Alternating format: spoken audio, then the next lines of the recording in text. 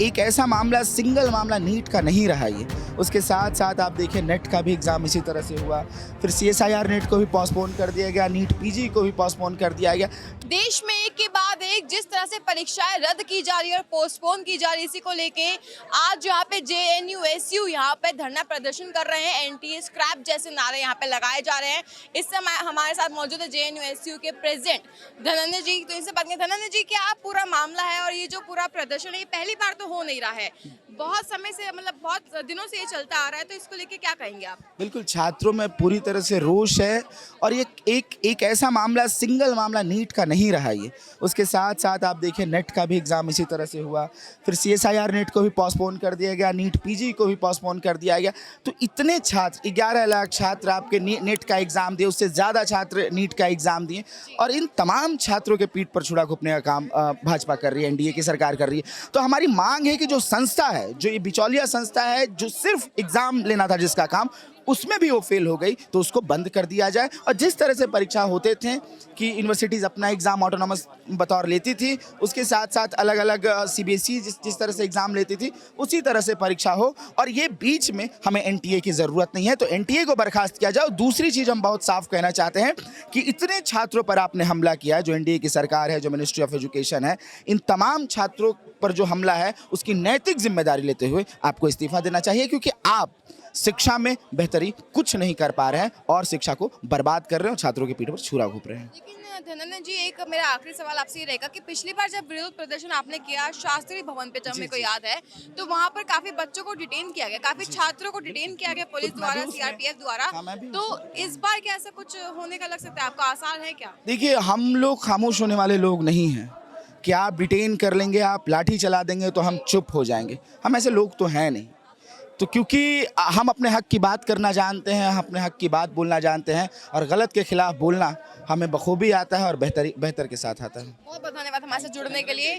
क्या कहेंगे आप, यहाँ पे विरोध प्रदर्शन जो चल रहा है, क्रांतिकारी युवा संगठन, आप वहाँ से आए हैं, तो क्या दर्शा रहे हैं यहाँ पे? मैं दिल्ली विश्वविद्यालय की छात्रा हूँ और हम इसके पहले कई बार शिक्षा मंत्रालय के सामने माथा पटक चुके हैं। पिछली बार जब नेट का पेपर कैंसिल होने के बाद, जो हम 18 जून को देकर आए थे बड़ी मुश्किल परिस्थितियों में, उसके बाद जब हम शांतिपूर्ण प्रदर्शन के लिए अपना गुस्सा जाहिर करने के लिए शिक्षा मंत्रालय पर बातचीत करने के लिए पहुंचे, तो हमें मारपीट कर, आप देख सकते हैं, मारपीट कर, बसों में भरकर लाठीचार्ज करके दूर दूर थाने, गंजावला, ना जाने कहाँ कहाँ, जाफरपुर कलां हमें ले जाया गया।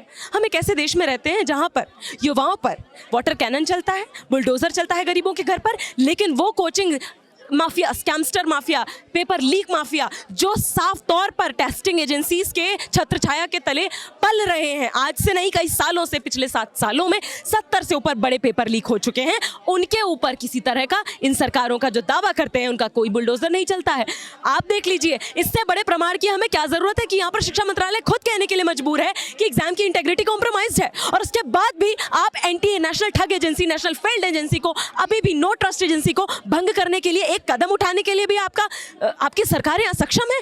आप किस तरीके से उम्मीद करते हैं कि देश का ये जो लाखों लाख युवा है, जो बहुसंख्यक युवा गरीब परिवारों से आता है, किसी तरह 12वीं के बाद किसी तरह हायर एजुकेशन में पहुंचता है, लोन लेके, क्या क्या गिरवी रख के माता पिता किसी तरह पढ़ाते हैं उनको, फॉर्म तक एग्जामिनेशन का भरने के लिए कई बार हमें उधार लेना पड़ता है, और उसके बाद किन परिस्थितियों में हम उस परीक्षा के लिए बैठते हैं, इस देश की सरकार को नहीं पता है। हमारी मांगे हैं सुप्रीम कोर्ट की निगरानी में निष्पक्ष जांच बिठाई जाए, NTA ने जितने एग्जाम कराए हैं उन पर, नीट की धांधली, नेट का exam, CSIR NET, NEET PG, NCET, जो एग्जाम्स कैंसिल होते हैं पिछले साल, जितने ये पेपर लीक्स हो रहे हैं, उनकी निष्पक्ष सुप्रीम कोर्ट की निगरानी में जांच बिठाई जाए और देश के जो बहुसंख्यक युवा हैं उनके साथ न्याय हो। अरे आप किस मुंह से कहते हैं कि ये टेस्टिंग एजेंसी है?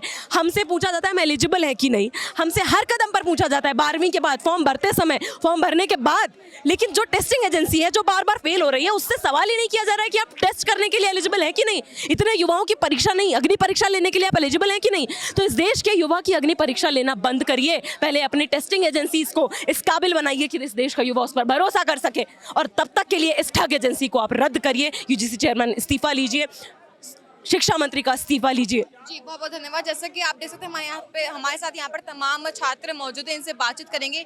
ये जो आपके हाथ में बैनर्स हैं, ये बैनर्स क्या दर्शाते हैं, जरा बताइए। जो बैनर्स आपके हाथ में ये क्या दर्शा रहे हैं? मैम, बैनर दर्शाते हैं हमारा गुस्सा, जो क्रोध है NTA के खिलाफ, उसे दर्शाते हैं। NTA की जितनी भी गैर जिम्मेवारी है उसे दर्शाते हैं। तो आप यहाँ पे क्रांतिकारी युवा संगठन से हैं, तो आपके साथ है, आपके संगठन है, यहाँ पे आयशा संगठन के भी लोग हैं, तो एकजुट होके जो ये आपने संकल्प उठाया, जो आप विरोध प्रदर्शन कर रहे हैं, इसको लेके क्या कहेंगे? मैम